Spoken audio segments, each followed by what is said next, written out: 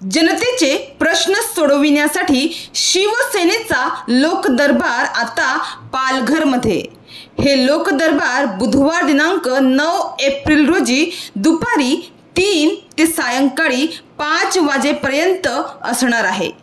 ठिकाण लोकशाहीर आत्माराम पाटील नियोजन समिती सभागृह, जिल्हाधिकारी कार्यालय, पालघर। लोकसंपर्क, चर्चा, उपाययोजना याच्यावर या दरबारात भर दिला जाणार आहे। पालघर जिल्ह्यातील नागरिकांच्या समस्या जाणून घेण्यासाठी परिवहन मंत्री प्रताप सरनाईक यांच्या अध्यक्षतेखाली बुधवारी 9 एप्रिल रोजी म्हणजेच उद्या दुपारी 3 वाजता पालघर जिल्हाधिकारी कार्यालयातील लोकशाहीर आत्माराम पाटील नियोजन समिती सभागृहात लोकदरबार कार्यक्रमाचे आयोजन करण्यात आले आहे। या लोकदरबारात महाराष्ट्र राज्याचे परिवहन मंत्री प्रताप सरनाईक हे पालघर जिल्ह्यातील जनतेशी थेट संवाद साधणार आहे।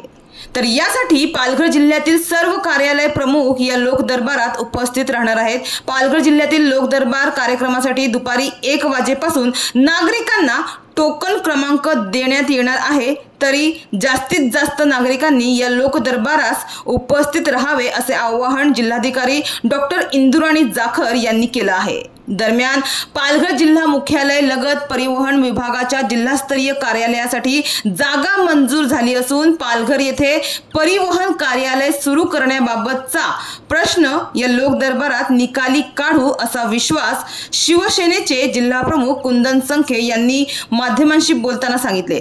तसेच कुंभवली येथे कामगार रुग्णालयाची उभारणी या संदर्भात आणि जिल्ह्यातील राज्य परिवहन मंडळाच्या सेवेचा दर्जा उंचावण्यासाठी प्रयत्न केले जातील असे संखे म्हणाले। दरम्यान पालघरचे पालकमंत्री गणेश नाईक यांचे 2 जनता दरबार झाल्यानंतर आता उद्या 9 एप्रिल रोजी परिवहन मंत्री प्रताप सरनाईक यांच्यातर्फे लोकदरबाराचे आयोजन करण्यात आले आहे। या लोकदरबारामध्ये कशा प्रकारे जनतेचे प्रश्न सोडविण्यात येतील आणि या दरबाराला कसा प्रतिसाद मिळतो ते पाहावं लागणार आहे।